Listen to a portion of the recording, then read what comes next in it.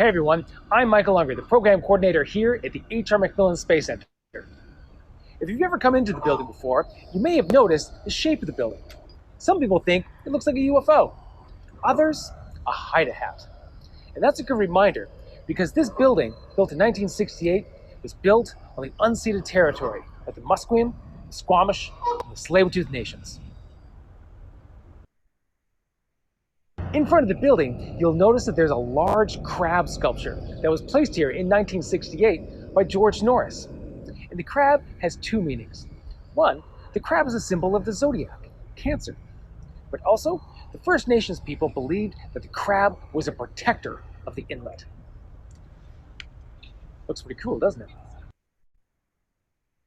All right, welcome everyone to our star party. Let me start up my video here.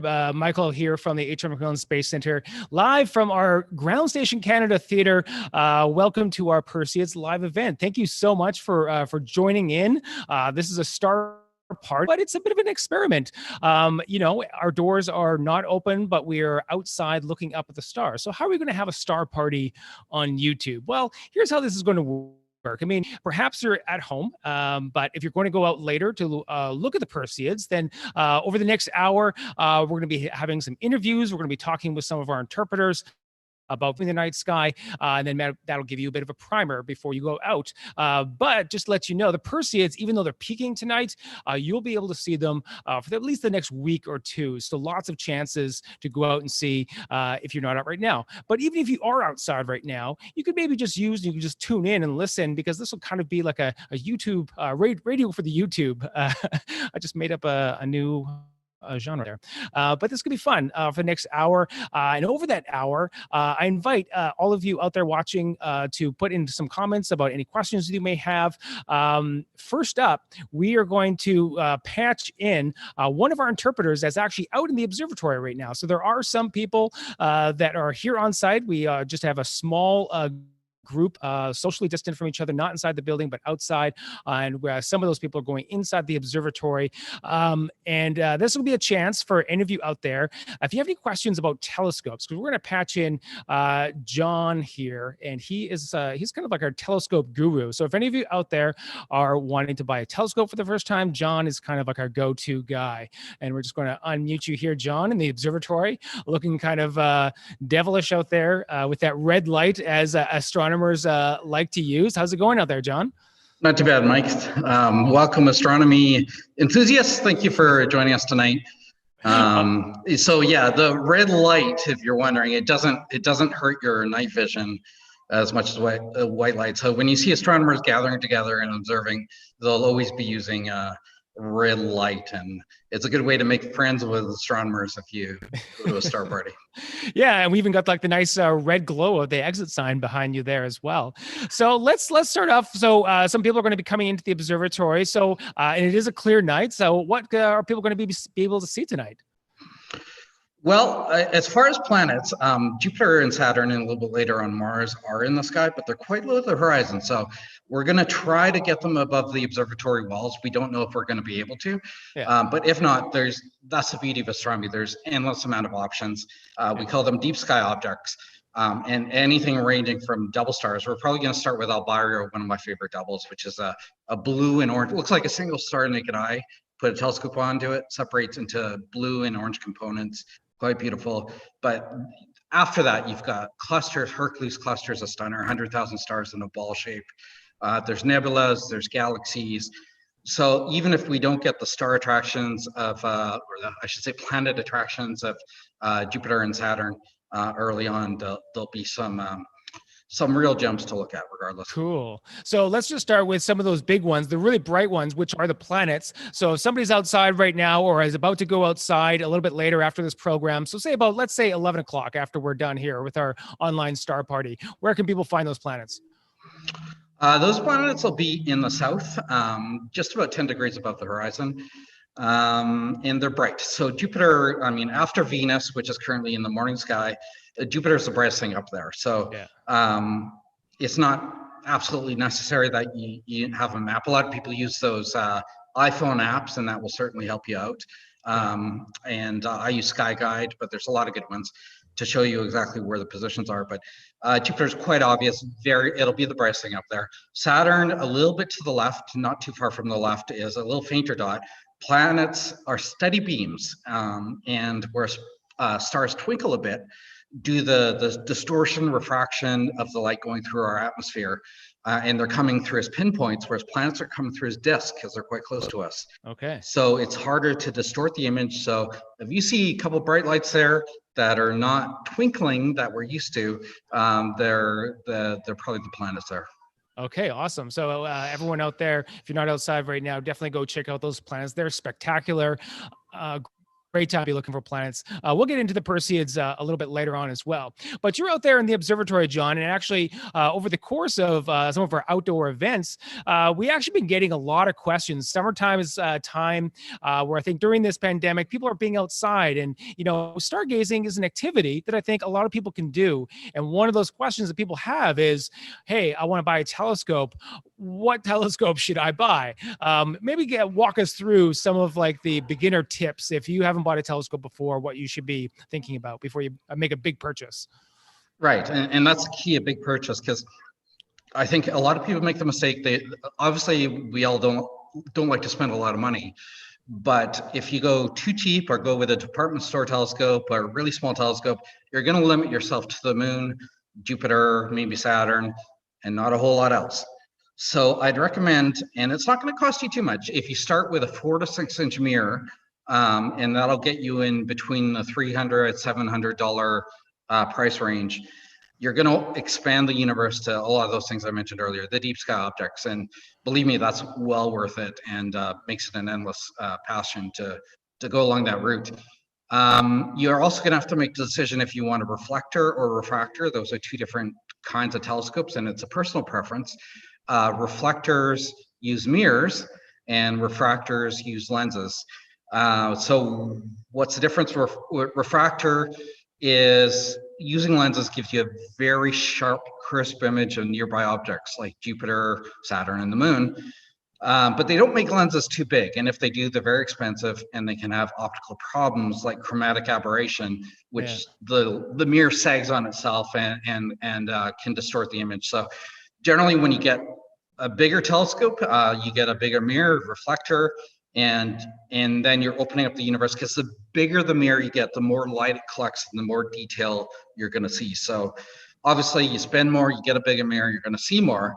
But I wouldn't go too crazy and buy the biggest toy you can, because it often becomes a storage item until you know what you're doing. So so a good tip is 4 to 6 inch mirror, and you learn how to use the finder scope. Don't go computerized right away.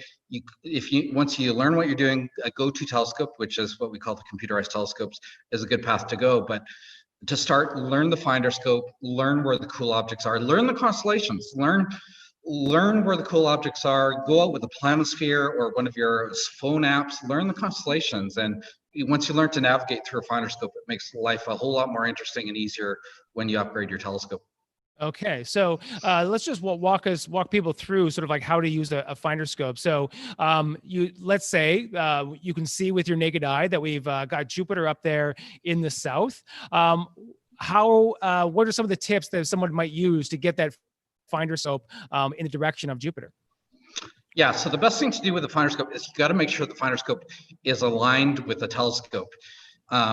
Otherwise, it doesn't make sense, because what you're trying to do is get the object in the crosshairs of the finder scope, and ideally it will be in the eyepiece in the telescope. Okay. So you want the finder scope aligned with the telescope. Best thing to do there is to go out in the daylight, point the finder scope at a tree or a mountaintop, something in the distance, and then match what you see in the eyepiece with what's in the finder scope. There should be little screws on the finder scope to adjust it to get it identical to what you're seeing in the lens.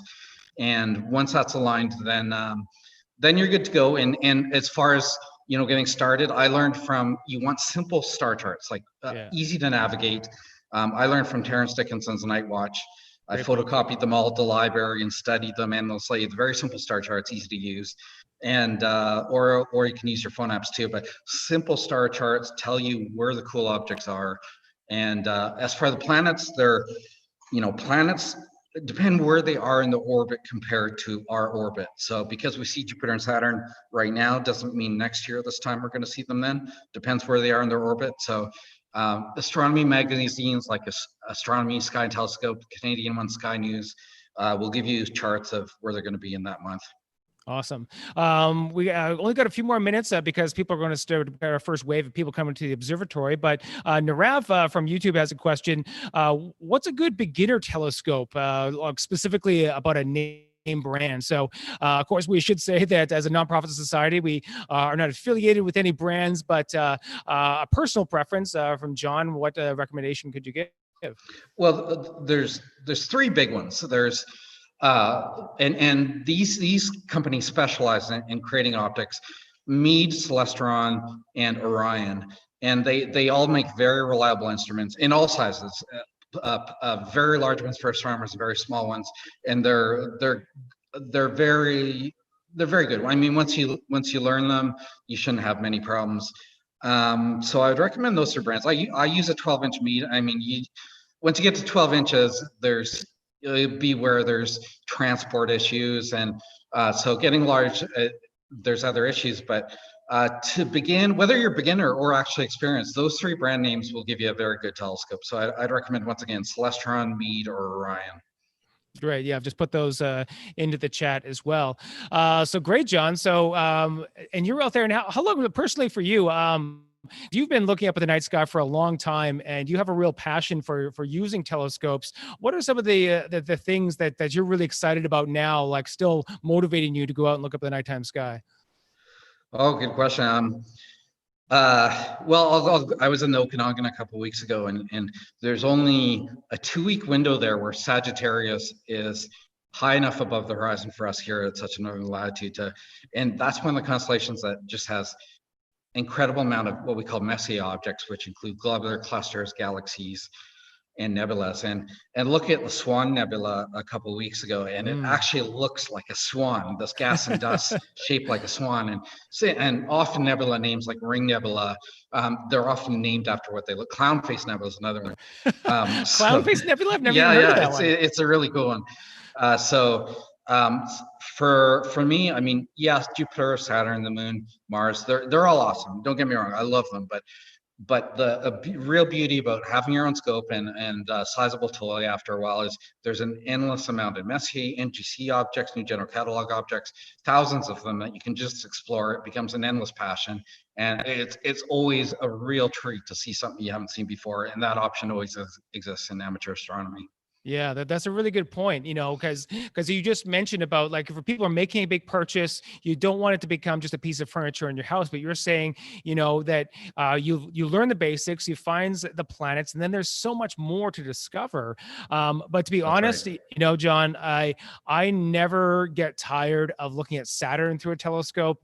Of course, yeah. It's just an unbelievable wonder. Like, you're looking up at a really bright star, and you put your eye through the eyepiece, and all of a sudden that beautiful ring planet just comes alive. It never gets old for me. I agree. It looks like somebody put a sticker at the end of the telescope. It's just, there's nothing else like it with the rings around it.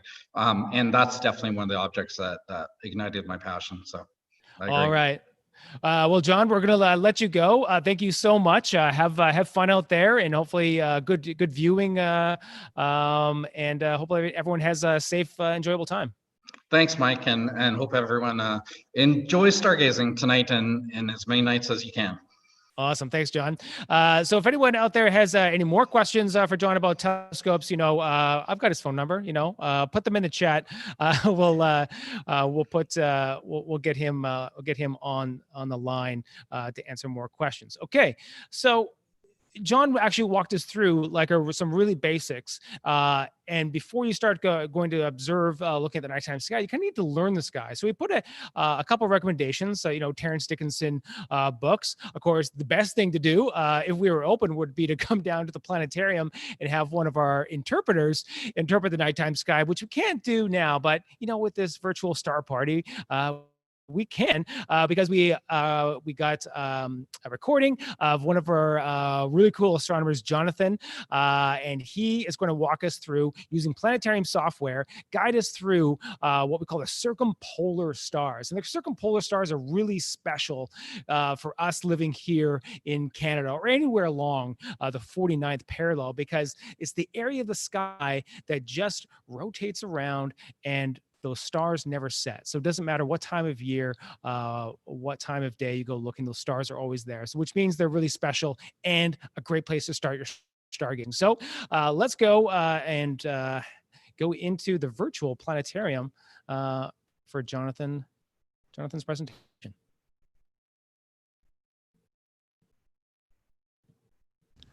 Hi, I'm Jonathan. Welcome to the H.R. MacMillan Space Center. When you first go out looking at stars, one of the first things you want to be able to do, I think, is just be able to find a few constellations. But that can be tricky. There's a lot of stars up there, especially under very dark skies. So what I'd like to do today is give you a few tips and tricks for finding your way around the nighttime sky. And probably the best tip that I could give you would be to look for the Big Dipper. Now, like the name says, it's big. It's also bright and easy to recognize. And if you're in Vancouver or the city, you're still going to be able to see it. It is that bright. Now, the Big Dipper, it looks like a saucepan or a pot. It's got a long handle and a bit of a pot shape at the end. So that's the Big Dipper. The good news about the Big Dipper is that if you can find that, then the rest of your sky really opens up, because you can use the stars of the Big Dipper to point your way around and find other things. Now, the first thing you want to be able to find is a star that we commonly call the North Star. Its official name is Polaris, and I'll talk about why in a second. But to find the North Star is pretty easy. If you go over to the end of the pot, those two stars that make up the far end of the pot, we call them the pointer stars.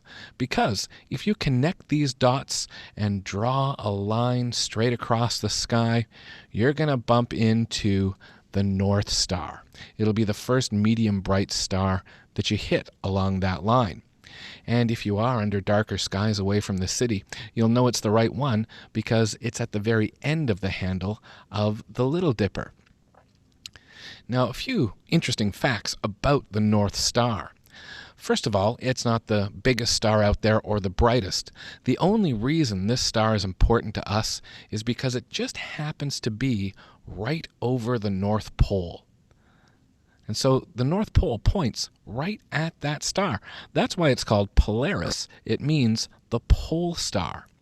And that makes it very handy, because if you're ever out at night and you want to know which way is north, all you have to do is line up the pointer stars at the end of the bowl of the Big Dipper, point that line across the sky, and find Polaris.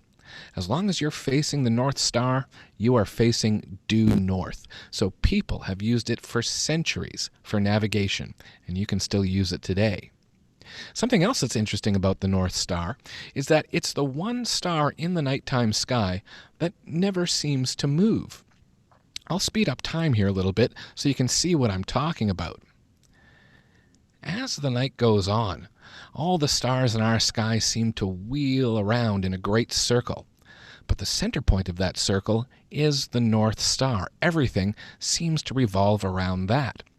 And what we're seeing here is not the stars moving. What we're experiencing is planet Earth turning. Our planet Earth turns on its poles, and the North Pole is pointing right at the North Star. So as we turn, the North Pole continues to point at the North Star, and it looks fixed in the nighttime sky. And when we see those stars moving, what we're really seeing is our planet Earth turning. And the great thing is, if you stay out at night for long enough and watch the stars, you'll actually get a sense for how fast our planet spins. Well, we're going to back up time once more. We'll get right back to our evening skies. Now, these two dippers that I've just shown you, they're not actually constellations. They're what we call asterisms. And all that means is that we recognize these groups of stars, but they are part of larger constellations. They are part of Ursa Major and Ursa Minor, or the Big and the Little Bear. And you'll be able to see here Ursa Major. She takes up a lot more room in the nighttime sky than just that Big Dipper. She's got a very long pointy nose, long front legs, and even longer back legs. So slightly oddly shaped bear, but there we are. Now, once you've found these two bears, the next thing you want to do is look right in between them. Because what you're going to notice is something that looks like a slightly brighter pathway of stars. And if you follow this pathway, you'll see they wrap themselves around the head of the Little Dipper. They come around and start to head for the tail. But then they turn around and come back to an almost diamond-shaped head. And this is the constellation of Draco, the dragon. In Greek mythology, Hera, who was queen of the gods, she used this dragon to protect her garden, where she grew golden apples. So if you wanted to steal a golden apple, you were going to have to fight a dragon for it. It's not a bad home security system. All right, we've got two bears and a dragon, and I'll show you a little bit of royalty while we're here as well. We're going to follow that same line, those pointer stars to the North Star. But then we're going to keep going a little bit.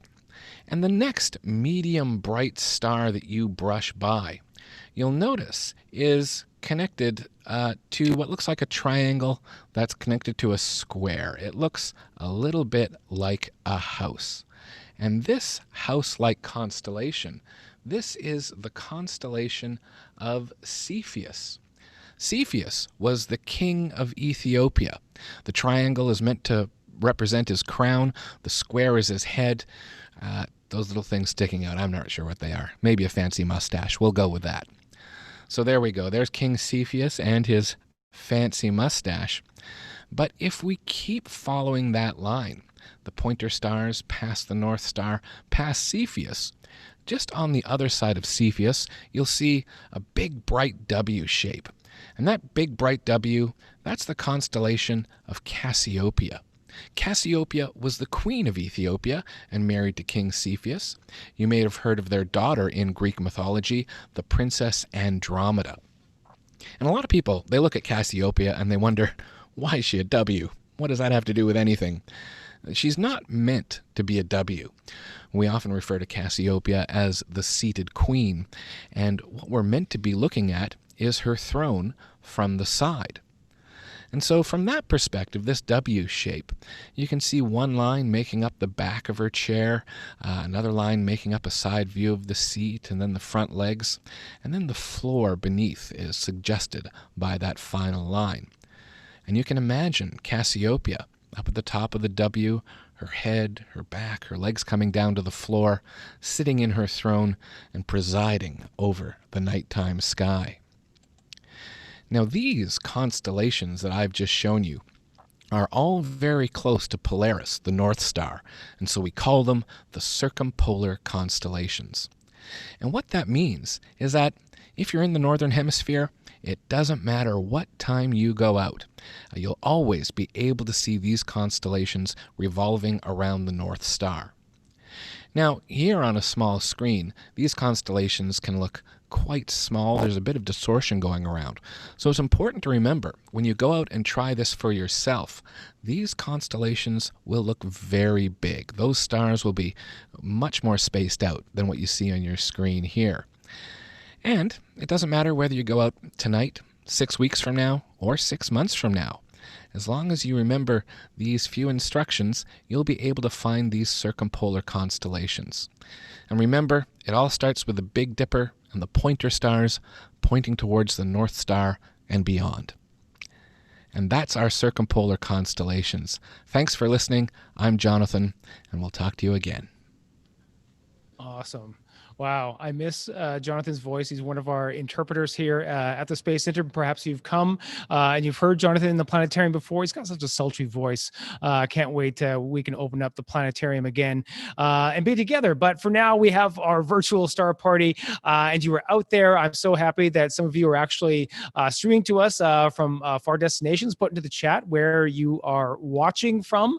Hopefully, you have a view of the sky. And Mike, who's seeing from Squamish, just saw his first shooting star. We're going to get into the Perseids just a little bit, but just to follow up on Jonathan's presentation and the circumpolar stars, because and following up on what John had said, understanding that part of the sky really allows you to navigate the rest of the sky and will help you eventually navigate towards the Perseids. And Rachel, near the end, is going to do a very similar presentation to what Jonathan did, but will be specific to the Perseids. Now, when it comes to the constellations, I was really funny. Jonathan has a really great wit about interpreting what the images are. And I always wondered, especially when I was a kid, like, what are these images? What do they mean? And in reality, they mean nothing, but they mean a lot when it comes to the storytelling. And when it does come to the navigation, these constellations were developed by sailors. They were the original GPS systems. They were out there and they would create these sort of little planetarium globes, and they would tell the stories, and they would look up and they would be able to figure out which way they were going. And what I find so fascinating, we have these 88 constellations, mostly from Greek and other mythologies, but every culture all around the world had their own stories, including the indigenous people that lived here on the unceded territory of the Musqueam and the Squamish and the Tsleil-Waututh nations in the lower mainland here, and all the indigenous people that lived in this country.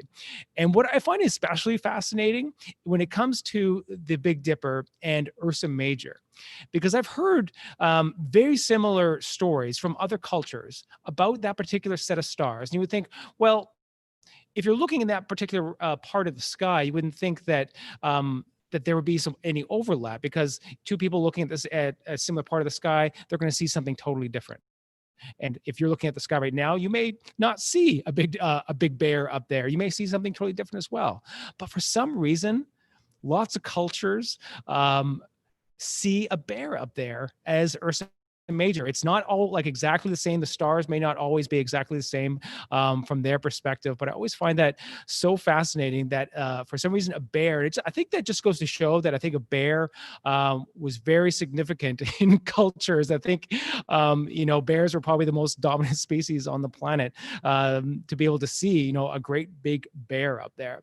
Now, when it comes to looking up at the nighttime sky, we're here in Vanier Park, and Mike, who is streaming, he's up in Squamish. Squamish, way better because it's away from the city. And part of the big problem when it comes to stargazing is that in cities, we have this increasing problem of light pollution. And it's getting worse and worse. And it comes down to sort of like the imperative of the humans that are creating it. Are we going to do something about it, or do we care? And this is like a really big thing, because like obviously astronomers brought up this issue. But what I found was that there's actually some other sciences and some other avenues to go about and try to tackle the light pollution issue.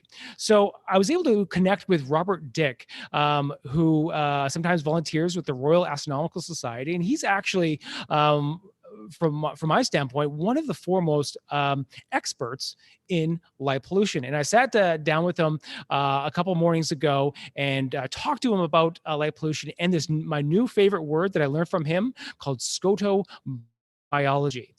So keep that word in your back pocket as we listen to my interview with Robert Dick on light pollution.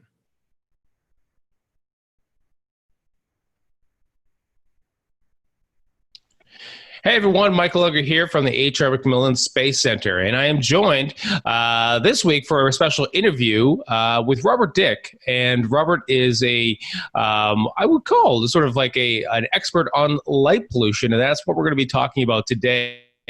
What is light pollution? We'll maybe start that first question for you, Robert. First off, well, how are you out there in Ontario? And yeah, what is light pollution? Well, it's out here. It's hot and humid, which is okay. It is after all summer, and between thunderstorms. So hopefully the connection will stay good. But when it comes down to what light pollution is, there are actually two answers.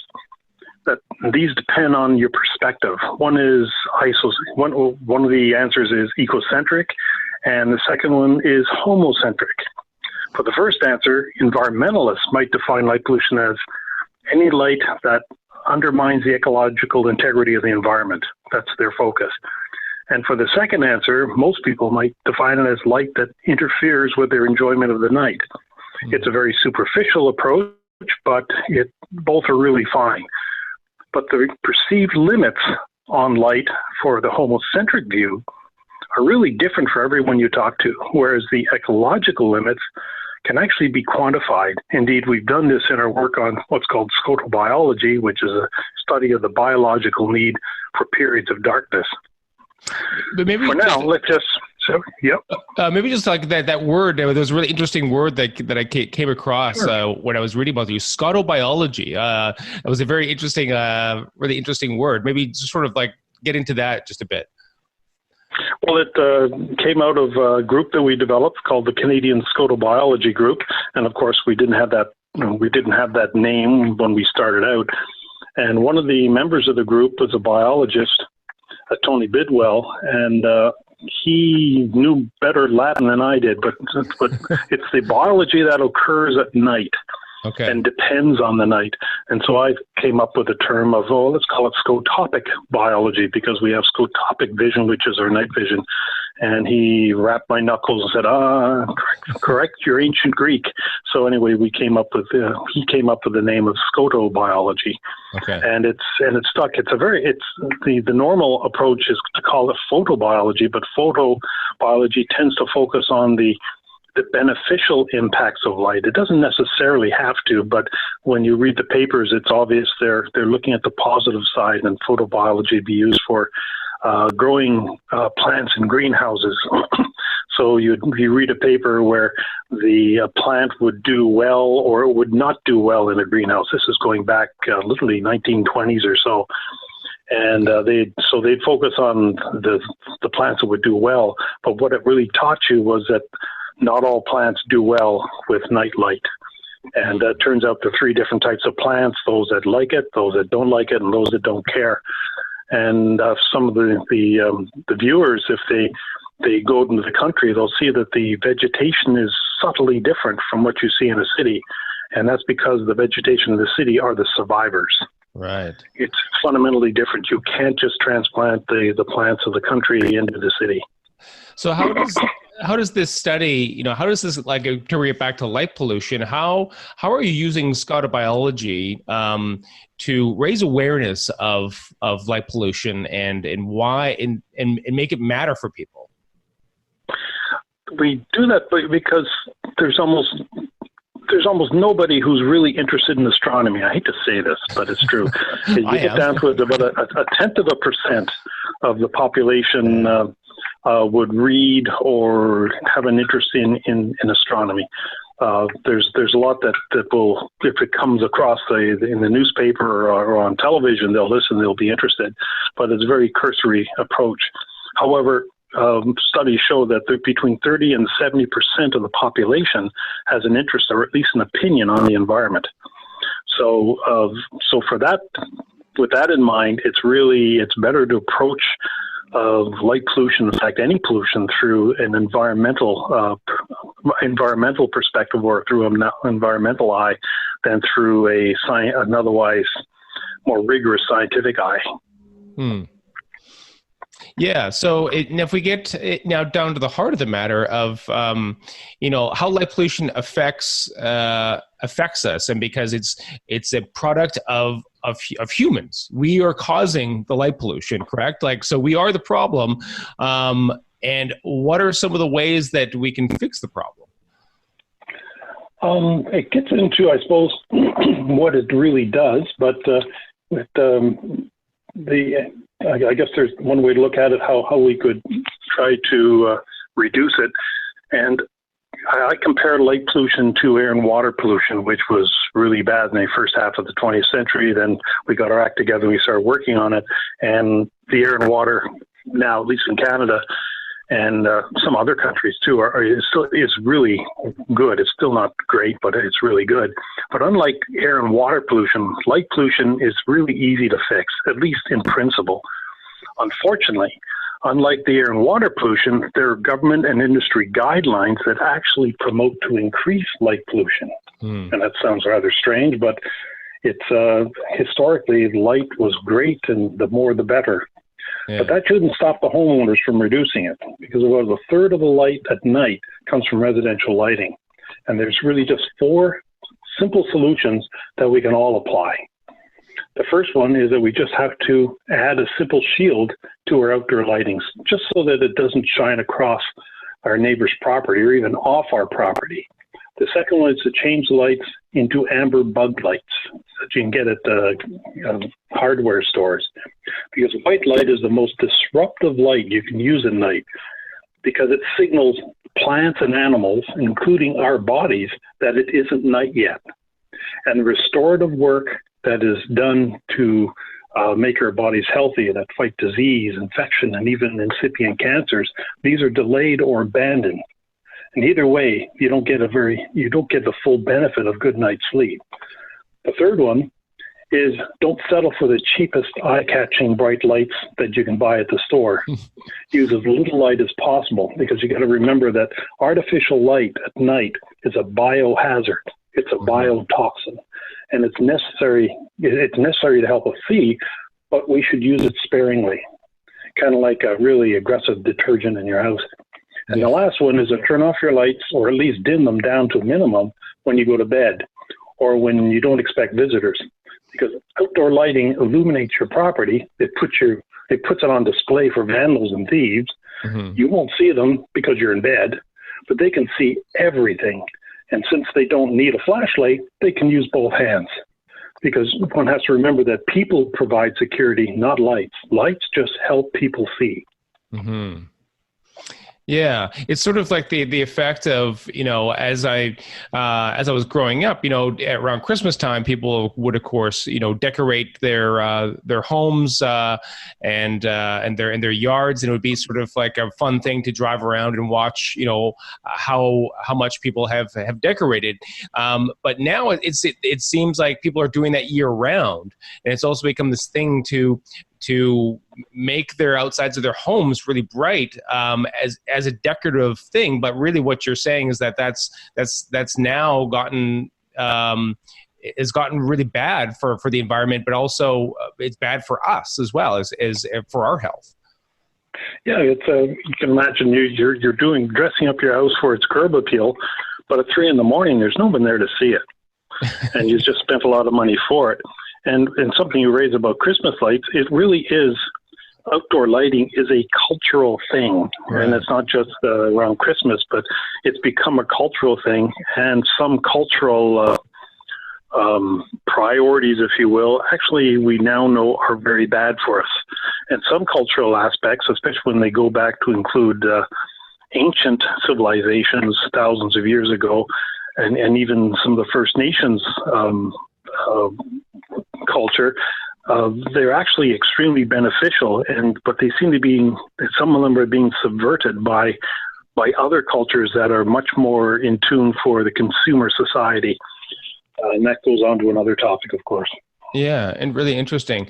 So really what it seems like to me, because I've always sort of looked at this, as something that we need to get the cities on board, and maybe we do. That is part of the problem is getting the cities on board to start to create new solutions around like our streetlights. But are you saying that that's just like one part of the problem, and that the first step might be just getting the general public on board with the solutions that they take with their homes? Yes, in fact, this program is probably a very good way to start, because most of it is building awareness. Now, light pollution has been in the news on and off for about 20 years, and more recently with the rolling out of LED streetlights, And the reason for the problem with LED streetlights is that they're treating them like every other light they've had literally for the last century. And they're very, very different. Just by looking at them, you see they're much whiter, they're a sharper light source. And as a result of that, they actually change biology, because you could say that, well, we had a street light 20 years ago and that was fine. Well, that street light was actually amber. And when you introduce white light, for most of the artists that are listening, white is the combination of all colors, and it's the blue light. In fact, it's the blue light of twilight that changes your biology, or that controls your biology. So if you have white light, it's emitting a lot of blue components in it, and that tells your body, and not just your body, but wildlife and plants, that it isn't night light. It isn't night yet. Twilight is that transition period. And when it doesn't think it's night, it doesn't let these hormones and other chemicals to flow to improve the health. So when you have white light, say, shining into your window, and it doesn't have to be very bright, it can be just barely visible, that's enough to tell your sensors in your eyes that, hey, it's still twilight, stay awake, or it's still twilight, don't lower your metabolism and get all this fixing work done. Delay it. And eventually, after 2-3 hours, these hormones, they atrophy and are reabsorbed, and you wake up and you feel terrible. Yeah. Okay. So now we're getting, we're getting into those biological reasons of why, light pollution affects us. And hopefully people listening are on board. I've been on board as well. But in the meantime, we still need to seek out these dark places more and more, and I think it's nice in summertime to go camping, get outside of the city. But there is a trend now for creating some of these dark places inside of our cities. And as I speak, there is a application for an area of Stanley Park where we are here in Vancouver called Beaver Lake, and they have applied to become an urban dark sky park. Could you maybe talk to us about some of these designations? There's a few of them around Canada. Out in Abbotsford, McDonald Park is one. What are these designations? What do they mean? How do they become a dark sky park? What are the some of the rules to becoming a dark sky park, and why would what would that mean for Stanley Park if it did become one? Okay, dark sky parks, we created these back in 1999. We began with the Torrance Barrens, which is a nature conservation area north of Toronto. And it was the initiative of the Muskoka Heritage Foundation. And it was what we were looking for in the Royal Astronautical Society of Canada, our Light Pollution Abatement Group. We're looking for some way to get the attention of the public. And because most of the people we were talking to before then were really the municipal engineers and so on. But we really needed the public to provide the political weight to motivate the city officials to do something about it. Mm-hmm. So we started this Dark Sky Preserve program, and initially they were in provincial and federal parks because it was dark. But they were starting to put up very bright wall packs on all the buildings for, quote, security, or what we call insecurity lights. Mm-hmm. But the glare from them just really destroyed your night vision. So we set these as part of this program up, and Canada has one of the largest sets of, or groups of, dark sky preserves in the world. And we have about 26 or 27 across Canada. And spinning off of that, the dark sky preserves are great. They were nice and dark. They're in these well-controlled parks, and they're able to put on outreach, astronomy outreach, and also ecological outreach or environmental outreach about why the night is night and why the night is good.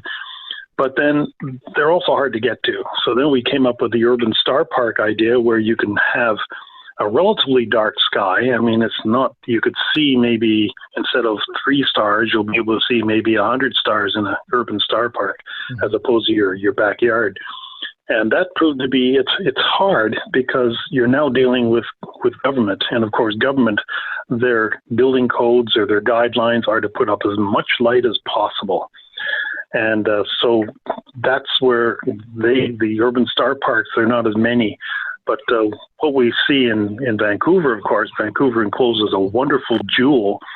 But unfortunately, it's been managed for decades with urban-style policies, and this has taken its toll culturally and ecologically. And there's widespread use of unshielded security lighting. All these can be replaced with new fully shielded amber lights if the city chooses to do so. And even some of these lights are Canadian, developed here and manufactured here in Canada. But in the short term, there's growing interest in making this, at least a portion of Stanley Park, an urban star park, starting in the area around Beaver Lake. Now, there's almost no light at the lake, which is probably why they're starting with it. But it is contaminated from nearby built facilities, and we hope that these will be relamped with less intrusive lighting. Right. And then soon, we would like to see the entire park equipped with lighting with low ecological impact, where low impact lighting balances the need between visibility, which most people would want, especially want to go for walks at night, with the sensitivity of wildlife. And when this is done properly, you can actually see better, and you'll use less than half the power of the LED lighting it's replaced. And if there's sufficient public support, and this is where your viewers come in, it could become the largest urban star park in the entire world. That would be amazing. As a city stargazer, which is kind of an oxymoron a bit, but I look at the stars most when I'm in the cities. This is where I live, so having a place like Stanley Park so close to my home to be able to go and watch the stars, I think would be really beneficial to the city. So I really hope that comes to fruition. Hopefully, this conversation has hopefully inspired some people to look at some of the lighting around their homes, especially as we head into this last month of summer. The Perseid Meteor Shower is just starting to get going. So this is a great time to get outside, get out to a dark park and look up. Robert, thank you so much for joining us today and telling us about light pollution. Well, thanks for having me. All right. Take care, everyone. All right, so that was my interview with Robert Dick, all about light pollution. So if any of you have any questions about any of the things that we talked about, one of the things that he brought up was about Beaver Lake. And I'm really curious if anyone out there watching has been out to this new area. So we actually talked with a city councilor over the past couple of months, and it was really kind of coincidence that they actually started to change some of those lighting initiatives that Robert had actually talked about. So this is when this whole idea to apply for the urban star park designation, which would be pretty significant, I think, because then I think we could then start to go and use Beaver Lake as a really good location to perhaps look up at the Perseid Meteor Showers, which hopefully you all are doing right now. And put into the chat if you see any of those shooting stars. I can't wait to go out a little bit later into the park, but I am going to go camping this weekend with a couple buds to catch a couple wishes, which does bring us to why we are having the Star Party, which is this Perseid Meteor Shower. And so to finish us off today, we're going to go to our astronomer Rachel, who's outside actually right now, but we brought her in to our little makeshift studio here to tell us about the Perseid Meteor Shower and what it is.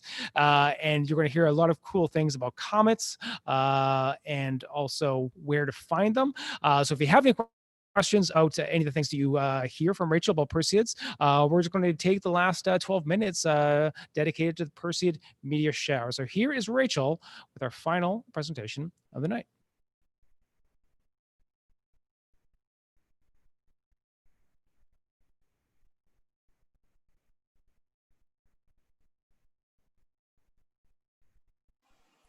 Let's talk about the night sky. We'll start off with something familiar, the Big Dipper.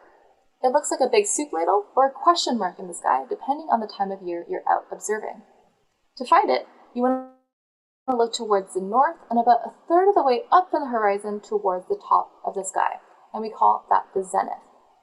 Now there's two stars in the Big Dipper and the cup, that we call the pointer stars. And we call them that because they point right at the North Star, Polaris. That's just really handy because once you've found the North Star is actually in the handle of the Little Dipper, which means that once you found the Big Dipper, you can find the Little Dipper no problem. Now, if you take a look at the second star from the handle of the Big Dipper, there's actually two stars. They're called Mizar and Alcor, and they served as ancient eye tests.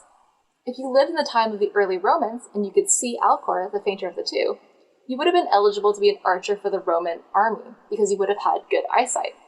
And if you couldn't make it out, then you probably had poor eyesight, so you would have done something else. Now, another constellation that I want to bring up is the W or the M constellation, and that is Cassiopeia.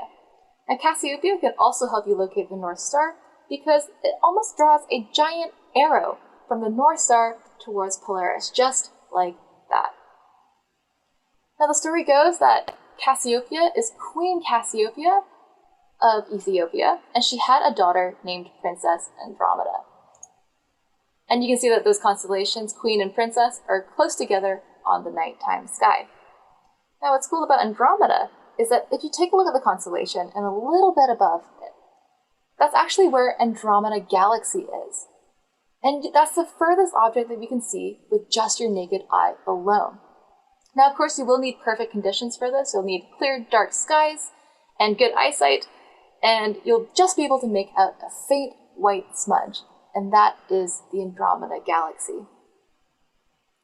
Now, as we're heading into mid-August, you've probably heard of the Perseid Meteor Shower that is peaking around August 11th to 13th. So how do we find it? Well, we got to find the constellation Perseus first. And so it's nestled right under Cassiopeia, and we just talked about how to find Cassiopeia using the Big Dipper and the Little Dipper. So once you found it, you just want to look right below Cassiopeia, and there is Perseus. Now, Perseus is home to the radiant of the meteor shower. And what I mean by the radiant is it's this common point on the sky where it looks like all these meteors are originating from.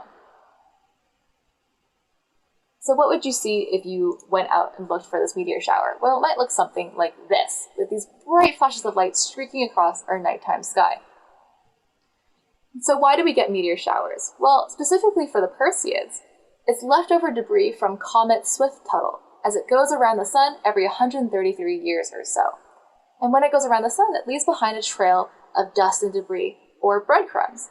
And as our Earth goes around in its yearly orbit, and it gets to this part of the orbit, July and August, we pass through some of that debris.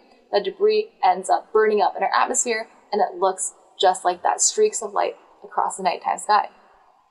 So now you've learned how to locate Perseus and a bunch of other constellations, and so I encourage you to go outside and try to take a look yourself. Awesome. Thanks to Rachel, who's actually in two places at once right now, in our backyard of Vanier Park, and also with you. So we've got a few more minutes left. We can talk about the Perseid Meteor Shower. Let me know if you've seen any more streaks of light up there, seen any more wishes go across the sky. We did have one question actually from Jean, who actually brought up a really good point. So this comes back to a bit of the light pollution problem. So Jean's question is about the proposals to launch thousands of satellites close to the Earth. And I think that you're probably talking about Elon Musk's Starlink, which by coincidence, right before I came in here, we were outside setting up for Rachel and other interpreters to be out in the park. And we saw one of the Starlink constellations, which is basically a really bright satellite that is going across the sky, and there's a bunch of them that are obscuring our view of the stars. And this is a really interesting I think dilemma, and I think a new way of understanding what the future of space exploration is going to be, because in the past it's always been governments, it's always been NASA, the European Space Agency, of course, Canada. We are partnered with both NASA and the European Space Agency. But now we see private companies, which is SpaceX, Elon Musk's company. There's also going to be Blue Origins, and Virgin are also going to be helping build rockets and helping build infrastructure for humans to go back out into space. So how does this help, or how does this relate? Well, it gets back to how we work with each other. Now, of course, back in the 70s and the 80s, the main issue was NASA and the Russian Space Agency were the two biggest space agencies, and have them work together, which ended up being the International Space Station. So right now, I think what we're seeing is a new challenge of governments and private corporations now in together. So if anyone watched Bob and Doug, the two test pilots that launched on the new SpaceX rocket up to the ISS and then came back down and had that ocean landing for one since the 1970s. And so what that was a test demonstration of SpaceX and NASA working together. So essentially SpaceX is working for the government. And what needs to happen is there needs to be more sort of a cohesion. And it was really interesting because after the Starlink constellations, these set of satellites that are there for a really good purpose, they're actually up there to provide internet for people in remote regions. Perhaps you out there are in a remote region also using internet. And this was going to also provide cheaper, the theory is that it'll create cheaper internet solutions for those people in those rural areas. But the thing was, after it was announced, a lot of the astronomers, they raised the red flag like, hey, this is actually going to interfere with a lot of our instruments. And in fact, it's actually going to interfere with some of the taxpayer funded initiatives that are also looking up at the nighttime sky. So right there, you saw like our first conflict because Elon Musk was like, well, why nobody said anything before? Well, there you go. Because in NASA and European Space Agency, they have these scientists that are working on all these projects, and they talk to each other all the time. They've built up this infrastructure. But now when you have an outside company that has their own employees, their own set of rules, they now need to work together with the government. So I think what you're going to see in the future is that they're going to get better at it. Those set of constellation satellites that SpaceX have up there, they won't be up there forever. And there's also some debate over whether they'll be effective as well. But certainly for the future, when they make those decisions, they should probably talk to the scientists as well. And of course, it's always good for concerned citizens to be thinking about these things and to raise them when we have these gatherings like we are today. Great. Of course, if anyone has any more questions, it's 10:57. I hope everyone has had a wonderful star party, that they're out there viewing the nighttime sky. Of course, the best thing to do is, of course, turn off your cell phones, turn off your laptops as soon as we're done here. Get outside. Make sure that you are dark adapted for at least 30 minutes. So try to resist the temptation to look at your phone unless you have a red filter on your phone. And because like John said previously, the white light is going to ruin our dark adaptation. So we want nice big pupils so that we could see all of those meteors, because some of them aren't going to be really bright or really big.